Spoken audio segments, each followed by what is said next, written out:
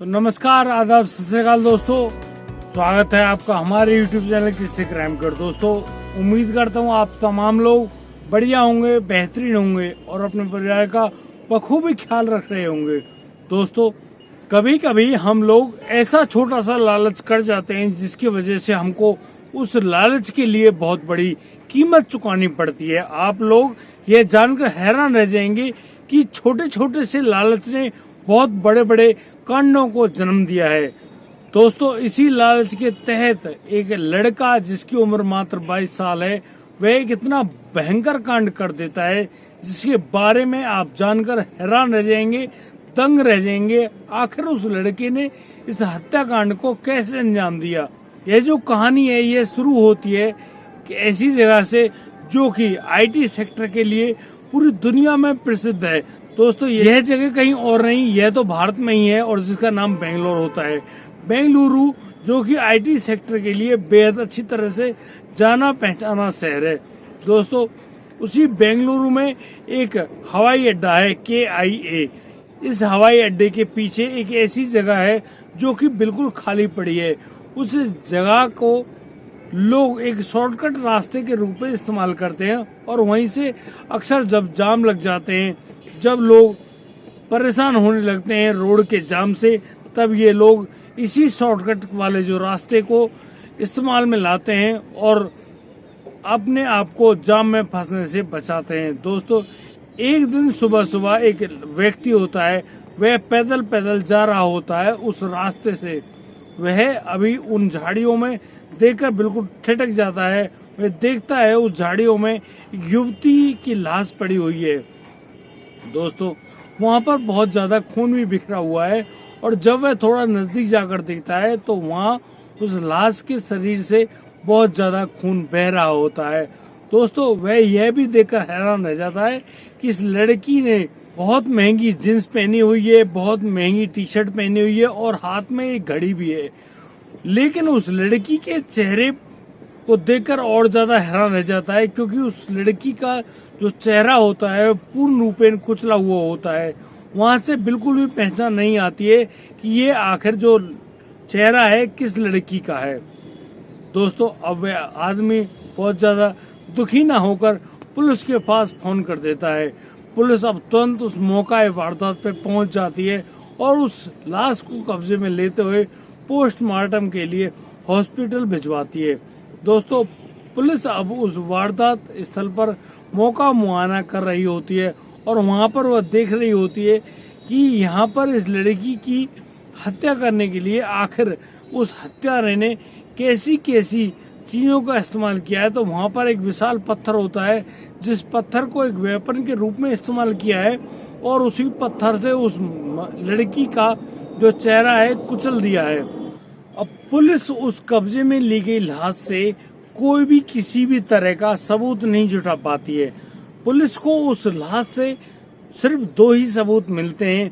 वह होते हैं उस लड़की द्वारा पहना गया जींस का पैंट और उसके हाथ में जो मौजूद टाइटन की घड़ी होती है।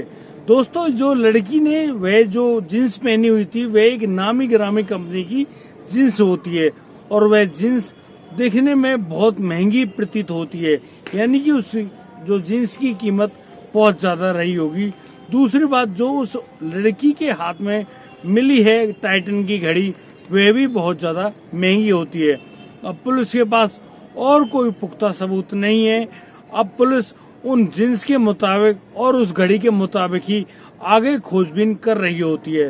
पुलिस अब इसी जांच में करीब 20 पुलिस वालों की टीम बनाती है और उनको जिम्मेदारी सौंपती है कि आप लोगों को अच्छे ढंग से तफ्तीश करनी है कि किसने इस लड़की की हत्या करी है। उससे पहले आप ये पता करिए आखिर ये लड़की है कौन। दोस्तों, यहाँ 2-2 लोगों की करीब 10 टीमें बनती हैं और वो 10 टीमें अब अलग अलग जगहों पर जाकर छापेमारी कर रही होती है। पुलिस के पास सिर्फ 4 क्लू ऐसे हैं जिनसे पुलिस सिर्फ यह पता कर सकती है कि वह लड़की कौन है, कहां से आई है। उस लड़की के शरीर के हिसाब किताब को देखते हुए ऐसा प्रतीत होता है कि यह जो लड़की है यह उत्तर भारत की रहने वाली है, लेकिन यह बेंगलोर में क्या कर रही है इसके बारे में पुलिस के पास कोई भी जानकारी नहीं है। दूसरा क्लू होता है वह जो उस लड़की ने पहनी हुई जींस होती है, वह जींस की पैंट काफी महंगी होती है और वह जींस का ब्रांड इधर उधर नॉर्मल दुकानों में नहीं मिलता है, यानी कि बड़े बड़े शोरूम में ही वह जींस की पैंट मिलती है। तीसरा क्लू होता है पुलिस के पास कि उस युवती ने जो घड़ी पहन रखी थी, वह घड़ी पहन रखी थी टाइटन कंपनी की। उस टाइटन कंपनी की घड़ी को किन किन लोगों को बेचा गया है टाइटन के शोरूम से, पुलिस अब यह पता करने के लिए भी अपनी पुलिस की टीम को रवाना करती है। और जो चौथी टीम बनती है, उस टीम के पास जिम्मेदारी होती है कि बेंगलोर के आसपास के हर इलाके में यह छानबीन करे कि यहाँ से किसी लड़की की, किसी युवती की लापता होने की, गुमशुदगी की कोई रिपोर्ट तो दर्ज नहीं हुई है। यदि आसपास के एरिया में ऐसा कुछ नहीं है तो पूरे भारत में जाकर चेक करो और पता करो कि आखिर लड़की कौन है, कहां से आई है और इसका नाम क्या है। पुलिस अब अपनी छानबीन के जो प्रक्रिया है उसको आगे बढ़ाती है और उस नामी गिरामी कंपनी के शोरूम में फोन करके पता किया जाता है, जो कि नेशन वाइड होती है, पूरे भारत में कपड़े बेचती है। वहां से पता चलता है कि पिछले 1 महीने में इस कंपनी के, इस ब्रांड के नाम की जो जींस हैं, करीब 14,000 जींस की पैंट बेची गई हैं। ये जींस की पैंट दिल्ली में, महाराष्ट्र में और कर्नाटका में ही बेची गई हैं।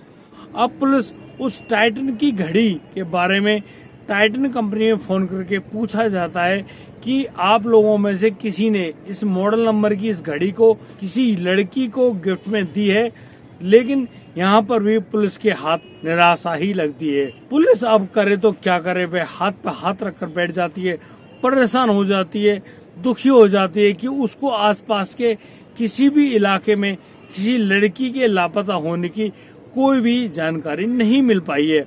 आखिर वह लड़की कौन है, उसका चेहरा पूर्ण रूपेण तो कुचल दिया गया था, लेकिन उस लड़की के बारे में कोई भी जानकारी अब पुलिस के पास नहीं है। जिस दिन पुलिस ने इस लड़की की लाश को बरामद किया था, वह दिन होता है 31 जुलाई 2019 का। दोस्तों, अब पुलिस को खोजते खोजते समय आ जाता है 7 अगस्त 2019 का और यहाँ पर पुलिस के पास एक हवलदार का फोन आता है और वह हवलदार अब पुलिस को जानकारी दे रहा होता है कि महिला की हत्या यहाँ पड़ोस में ही कर दी गई है। उस महिला की हत्या करने वाला कोई और नहीं, उसका पति ही है। अब पुलिस को जैसे जान में जान आती है और थाने में तैनात उस हवलदार से जब पूछा जाता है तो पुलिस को पता चलता है कि नजदीकी जो एक घर है, उस घर में अक्सर पति पत्नी की लड़ाई होती है। यहाँ पर उस पति ने अपनी पत्नी की हत्या कर दी है। दोस्तों, अब पुलिस जाकर उस युवक को गिरफ्तार कर लाती है और उस युवक से जब पूछा जाता है कि तुमने अपनी पत्नी की हत्या कर दी है, तो यहाँ पर वह युवक इस मामले में हामी भर लेता और कह देता है कि उसने अपनी पत्नी को जान से मार दिया है और उसने अपनी पत्नी को मारकर उस एरिया में फेंक दिया है। अब पुलिस को पूरा यकीन हो जाता है कि हो ना हो यह हत्या इसी व्यक्ति ने की है। अब पुलिस उस व्यक्ति को अपनी गाड़ी में बिठाकर उसको ले जा रही होती है उसी घटना स्थल पर। दोस्तों, पुलिस की गाड़ी अब सही रफ्तार में आगे बढ़ रही होती है, लेकिन वह उस जगह पर जहां पर वह लड़की की लाश बरामद हुई थी, वहां से अब उस पति द्वारा बताए गए पते पर उल्टे हाथ की तरफ घूम जाती है। और दोस्तों, अभी थोड़ी दूर चलने के बाद वह व्यक्ति गाड़ी को रुकने के लिए कहता है और कहता है कि उसने यहीं पर अपनी पत्नी की हत्या करके उसके शव को यहीं झाड़ियों में फेंक दिया था। दोस्तों, अब वह युवक और पुलिस अब बाहर उतरते हैं और यहाँ पर वह उस महिला की शव नहीं मिलता है। पुलिस अब उस युवक से पूछ रही होती है आखिर वह महिला का शव कहाँ पर है। तो दोस्तों, यहाँ पर वह युवक कहता है कि उसने शराब पी हुई थी, उसको ठीक ढंग से याद नहीं है। फिर वह इधर उधर झाड़ियों में ढूंढ रहा होता है, अचानक से उसको उसकी पत्नी की लाश मिल जाती है। पुलिस यह देखकर बिल्कुल हैरान रह जाती है कि यह तो किसी और महिला की बात कर रहा है।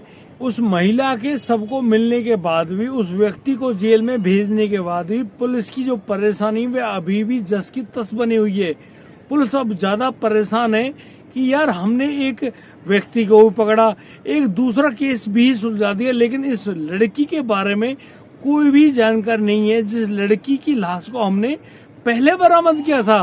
दोस्तों, उन जो टाइटन की घड़ियों के बारे में जब जानकारी खबर पूछी जाती है तब पता चलता है कि टाइटन की घड़ियां तो दिल्ली और महाराष्ट्र में ही बेची गई हैं।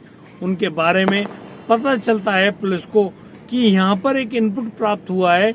एक व्यक्ति है जो कि रहने वाला दिल्ली का है, उसका नाम अली बताया गया है।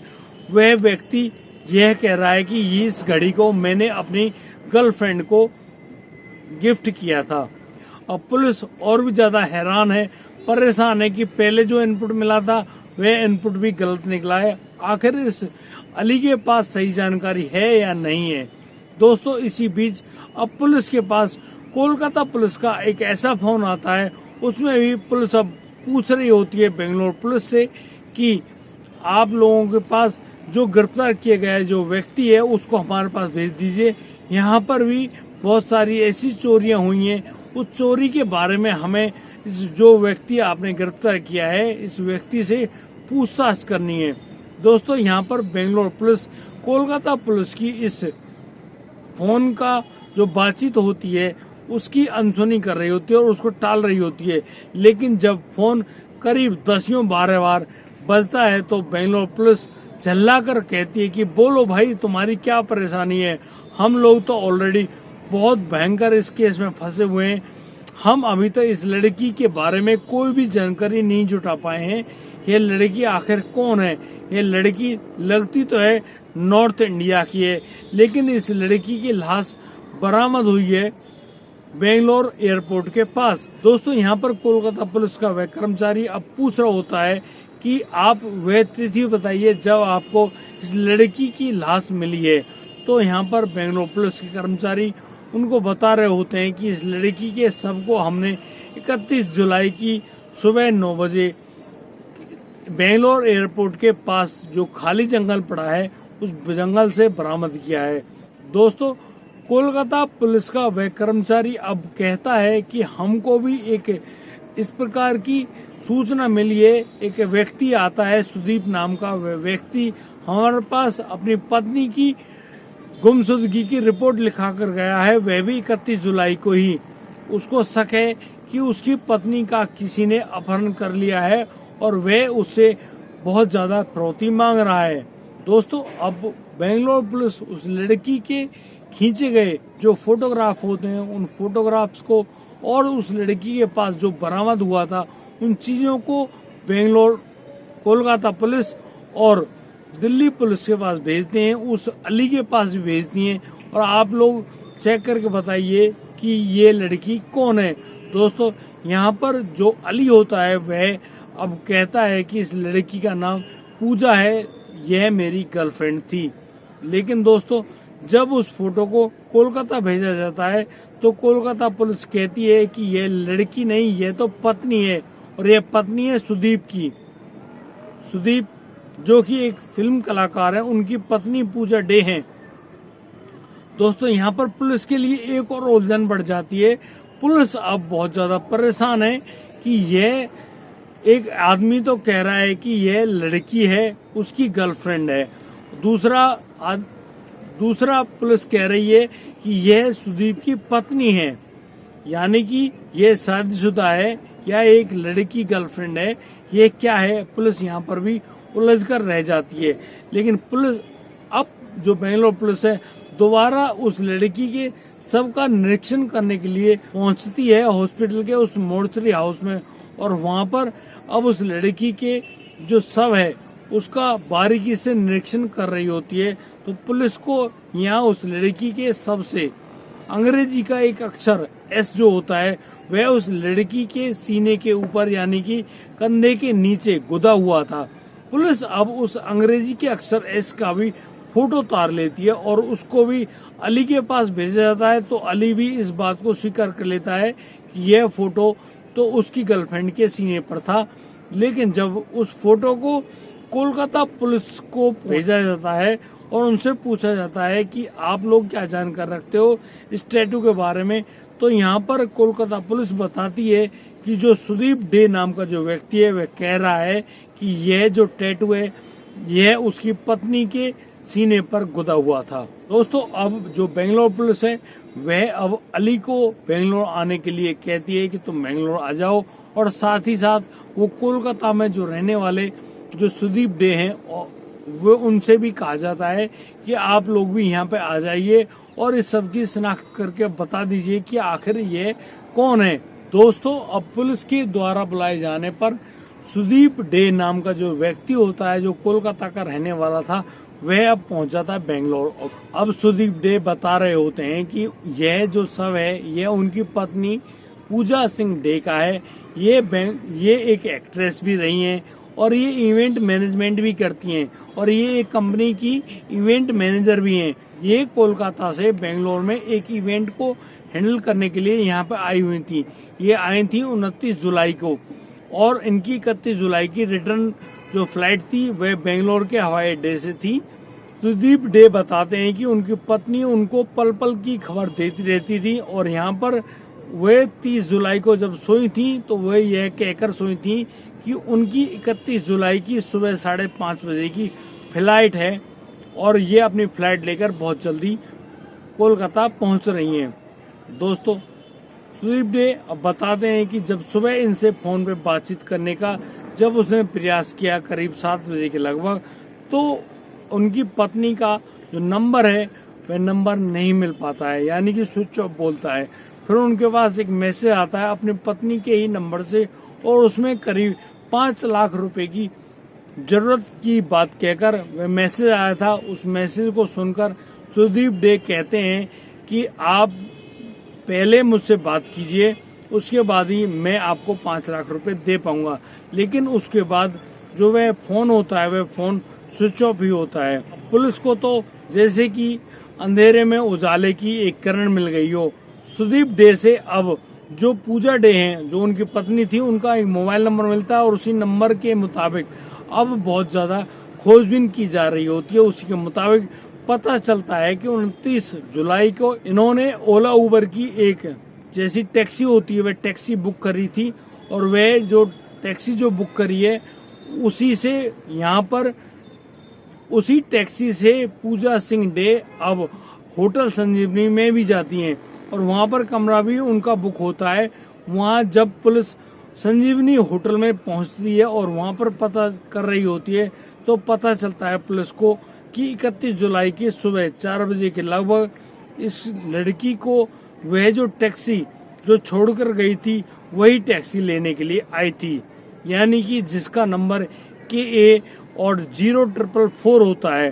अब पुलिस उस गाड़ी के बारे में पता करने के लिए आगे बढ़ती है। दोस्तों, पुलिस अब पता करती है कि वह जो टैक्सी जो कि पूजा सिंह डे को 29 जुलाई को बेंगलोर एयरपोर्ट से उस होटल संजीवनी में लेकर आई थी उसका आखिर मालिक कौन है। दोस्तों, उस टैक्सी का जो ड्राइवर होता है उसके बारे में पता चलता है कि ड्राइवर होता है HM नागेश नाम का एक लड़का जिसकी उम्र मात्र 22 साल है। दोस्तों, अब पुलिस उस HM नागेश के मोबाइल नंबर का भी पता लगाती है और उसकी ट्रेसिंग भी की जाती है। तब जाकर पुलिस को पता चलता है कि उस लड़की जिसका नाम पूजा सिंह डे है उसके मोबाइल और नागेश के मोबाइल की लोकेशन एक ही है जिस समय पूजा सिंह डे के पति के पास वह फिरौती का मैसेज किया गया था। उस लड़के नागेश के नंबर की लोकेशन ढूंढ निकालती है और फिर उस लड़के नागेश को भी उसी गांव से गिरफ्तार कर लाती है और अब नागेश को गिरफ्तार करके जब पुलिस पूछताछ कर रही होती है तो नागेश यहाँ पर सिर्फ एक ही जवाब देता है कि साहब मैं ही वह आदमी हूँ जिसने 29 जुलाई को पूजा डे नाम की उस महिला को जो कि एयरपोर्ट से उस होटल जाने के लिए उन्होंने जब उस टैक्सी को बुक किया था तो मेरी ही गाड़ी गई थी। दोस्तों, यहाँ पर उनकी बात हुई थी पूजा डे से और पूजा डे उनसे कहती है कि उनकी जो फ्लाइट है वे 31 जुलाई की सुबह की है, तुम सुबह भी टैक्सी लेकर आ सकते हो। तो यहाँ पर वह नागेश कहता है कि मैडम आप ओला उबर जो कंपनियां हैं उनसे टैक्सी बुक मत कीजिएगा, मैं आ जाऊंगा सुबह जब भी आप कहोगी और मैं आपको पिक करके बेंगलोर हवाई अड्डे में छोड़ दूंगा।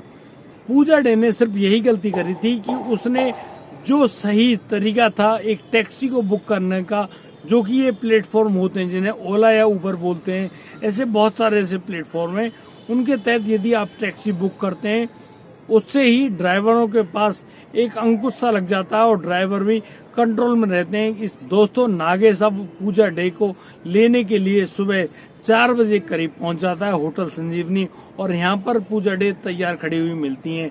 वह पूजा डे को अपनी गाड़ी में बिठाकर निकल जाता है बेंगलोर हवाई अड्डे के पास। दोस्तों जब पूजा डे उस गाड़ी में बैठती है तो पूजा डे को आ जाती नींद। दोस्तों अब वह जो नागेश है वह इसी बात का फायदा उठाता है और वह अब उस गाड़ी को ले जाता है उस बेंगलोर एयरपोर्ट के पास में जो बना हुआ जंगल है। उस जंगल में जाते ही यहाँ पर जो नागेश है पहले तो उस पूजा डे का रेप करने की कोशिश करता है।